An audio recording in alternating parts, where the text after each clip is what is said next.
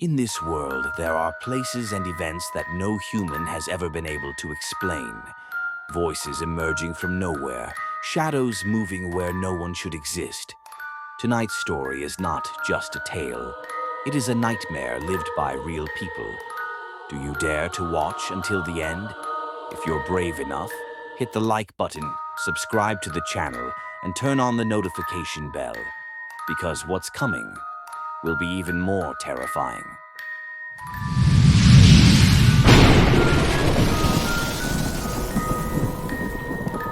Professor John entered the classroom after the morning assembly had ended and the students had gone to their classes. He greeted them and congratulated them on the beginning of the new school year and the start of high school. Then he said in a sarcastic tone, "Whoever doesn't study well will have to ask the principal to lock him up in the old house next to the school." That house had witnessed a horrific crime years earlier, when thieves broke in, murdered its residents after robbing them, and ever since it had become a source of fear and terror for the townspeople who always avoided it. Professor John finished speaking and began the lesson, and days passed until the final exams drew near. One day, Emily, Sarah, and Claire were walking together, followed by Adam, Rebecca's cousin, and his friend Mike. Behind them came Rebecca and her friend Jessica. Rebecca quickened her steps and shoved Mike toward Claire, making Claire fall in front of the abandoned house. Sarah shouted at Mike, blaming him for Claire's fall, while Emily helped her get up. Emily told Claire that Rebecca was the real reason, but Rebecca apologized to Mike and refused to apologize to Claire. Instead, she mocked her. Claire began to cry, terrified of that house which filled her with fear for no clear reason. Emily then challenged Rebecca to enter the house to prove her courage. Rebecca replied that she would do it after the exams, on the condition that everyone take part in the challenge. They all agreed. The girls became busy with studying until the last day of exams finally came. In the afternoon, Emily, Sarah, and Claire gathered at the meeting spot set by Rebecca. But Emily said, "Let's not wait for anyone. Let's go inside the house now." She opened the door, reached for the light switch, and a few dim lamps flickered on, revealing old furniture covered in dust and cobwebs.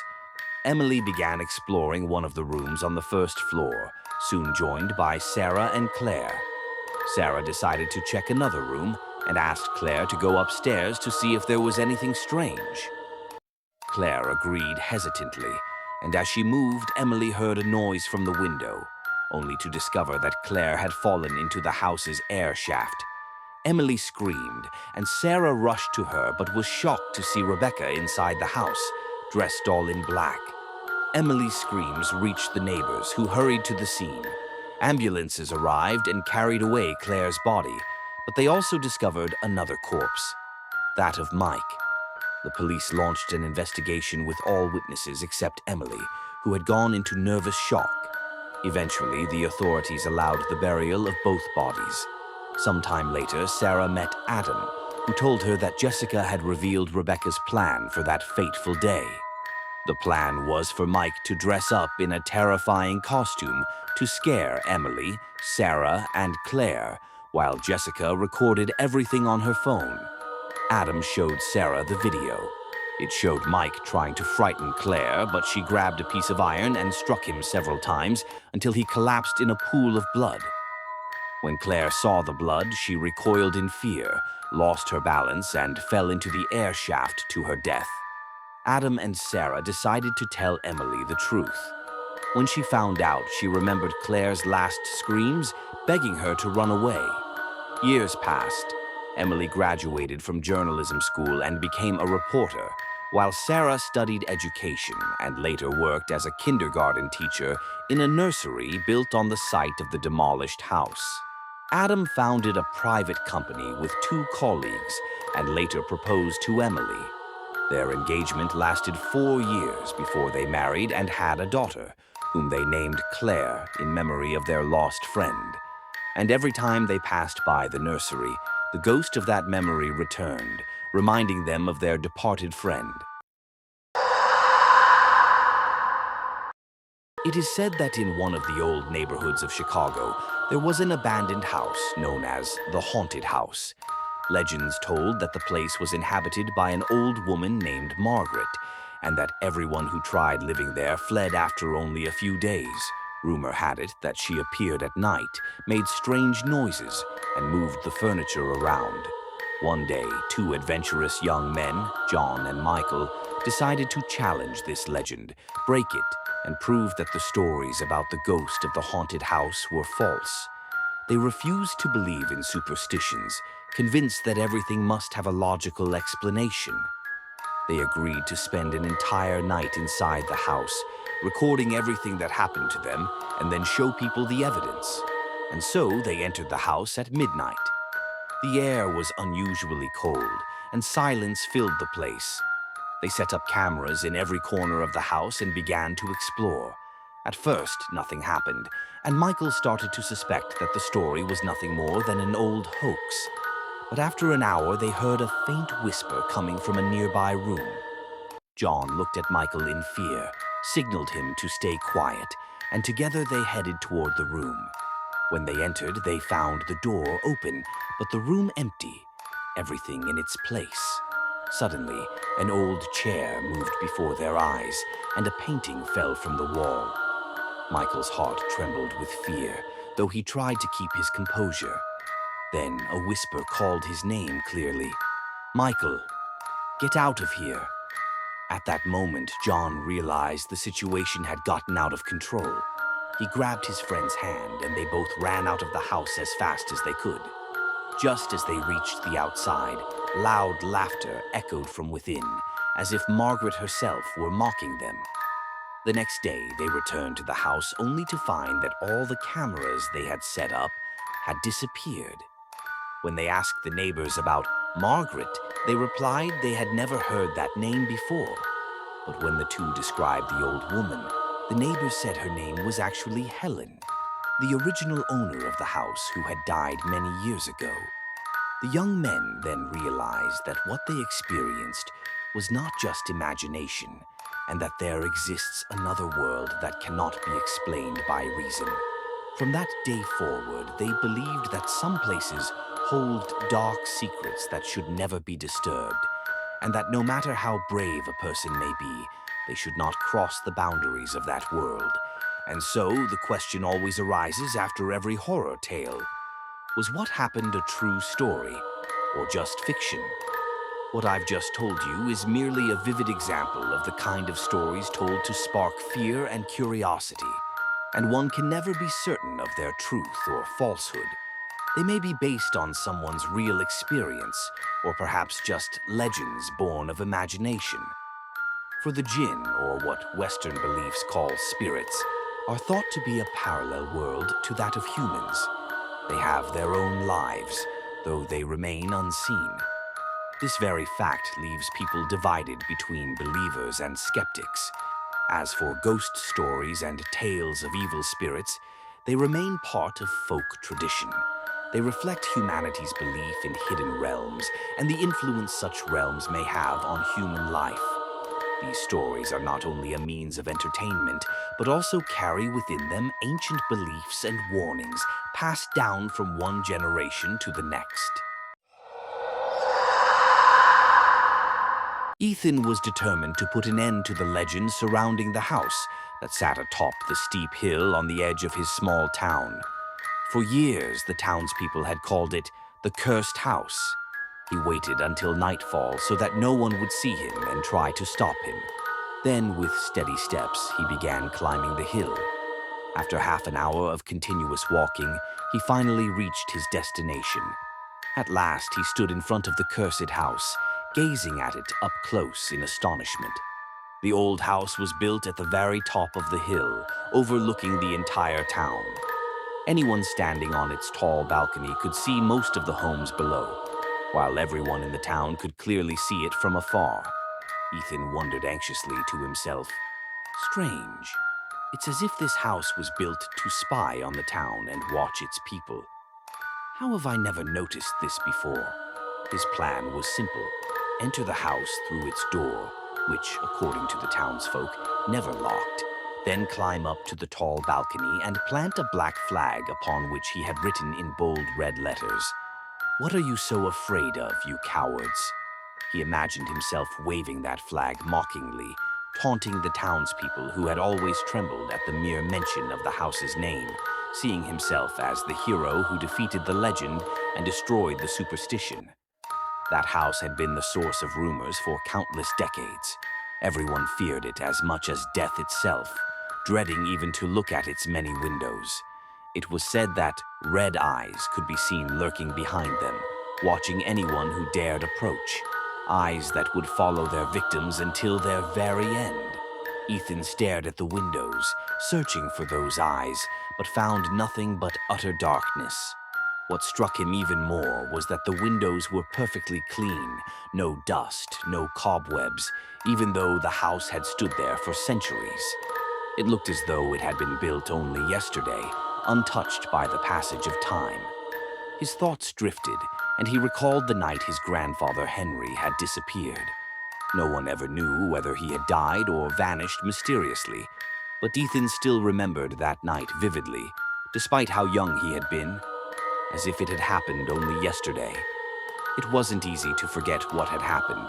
His frail grandfather had been lying in bed, shivering violently despite the suffocating heat of August. His children tried to comfort him, covering his body with extra blankets, yet his flesh remained cold as ice, and his face had turned blue from sheer terror. Ethan, standing at a distance, had wept as he watched his grandfather in that dreadful state. Suddenly, the old man called to him in a trembling voice, "Come closer, Ethan. Quickly, there's no time. I must tell you everything before it's too late." Ethan stared in terror at his grandfather Henry, not knowing what to do. Hesitantly, he stepped closer and held the old man's frail hand in his own. The grandfather spoke in a low, trembling voice, his breaths ragged as though drawn from a blazing furnace. "Do not go near that house, Ethan. Promise me you will never look into its dark windows. They are always watching, my boy." The terrified child replied with confusion, "Which house, Grandpa?" "I don't understand." Henry gripped the boy's hand tightly and, gasping for breath, whispered, "The cursed house on the hill. Never go there, no matter what. Promise me, my boy, for they will never leave you alone after what has happened." The boy cried out in pain as his grandfather's nails dug deep into the flesh of his small hand. Tears streamed down his face as he begged, "Let me go, Grandpa, please. You're hurting me." At that moment, Ethan's father rushed in to find his son, screaming and struggling to break free, while the old man clutched him with unyielding strength. The father shouted, pleading with his father to release the boy. "Let him go, Dad. You're hurting him." "Please let his hand go now." The grandfather fixed his son with a piercing stare and replied, "I will not let go until he promises me never to go there." He then turned to the child, who was still crying in agony. A strange change came over Henry. His eyes shifted, turning completely white without pupils or brows. A wave of terror swept through Ethan, and the boy fainted from the sheer fear and pain. When Ethan awoke, he found his mother weeping, telling him that his grandfather had passed away during the night. But the marks of the old man's fingers remained etched into Ethan's hand, brownish stains like burns that never faded. From that day on, the cursed house on the hill haunted Ethan's sight by day and invaded his dreams by night. His father decided to leave the town and move with him to a larger city, but Ethan could never forget his grandfather's face, his eyes, or that dreadful house. Not for a single moment. Ethan looked down at the marks still engraved on his hands and sighed in a whisper. "Forgive me, Grandpa, but I must end this legend. I will enter that house no matter the cost. It has turned my life into a nightmare." He gripped the black flag tightly, drew in a deep breath, and cast one last glance toward the town. The voices of the people still echoed in his mind, stories about the house's former owner, a Turkish immigrant who lived alone. Rumors spread of his strange rituals and the mysterious disappearances of townsfolk. The whispers grew into anger until the townspeople burned down the house, blaming the man and the woman who lived with him. But when morning came, the house stood untouched, still looming on the hill. Ethan shook his head violently, trying to banish the thoughts. All of it is nonsense. There's no proof of any of it. I'll prove it tonight. I'll destroy the legend. He stood once more at the house's entrance, hesitated, then took a deep breath, opened the door, and stepped inside. Ethan gasped in horror at what he saw. A grand dining table laden with countless dishes, surrounded by people speaking loudly, their murmurs filling the room. Suddenly, everyone fell silent and turned their eyes toward him. Ethan froze, wide-eyed and trembling, for their faces had no features, only blurred shapes where eyes and mouths should have been. The flag slipped from his hands to the floor. He tried to scream and run, but the door slammed shut behind him with violent force. Then he heard a voice he knew all too well, a voice that struck him like ice. "Why did you break your promise, Ethan? Why did you come to this house?" Shaking, he turned to see a dreadful form, a shapeless, black, shadowy mass, speaking with his grandfather's voice. Ethan sobbed and cried out, "Grandpa, is that you? What happened to you?" The voice replied, "Blame no one but yourself, my boy. I warned you." From atop the hill, the townspeople heard a piercing scream erupting from the cursed house. They trembled, fearing that someone had dared disturb the house's inhabitants. They knew that by morning, an answer would come, perhaps in the form of a body found upon the hill. And so, our story for tonight comes to an end. But always remember, what hides in the darkness may be closer to you than you think. If tonight's tale sent chills down your spine, don't forget to support us by hitting the like button, subscribing to the channel, and turning on the notification bell, so we can bring you even scarier stories next time. Until then, may the night allow you to sleep.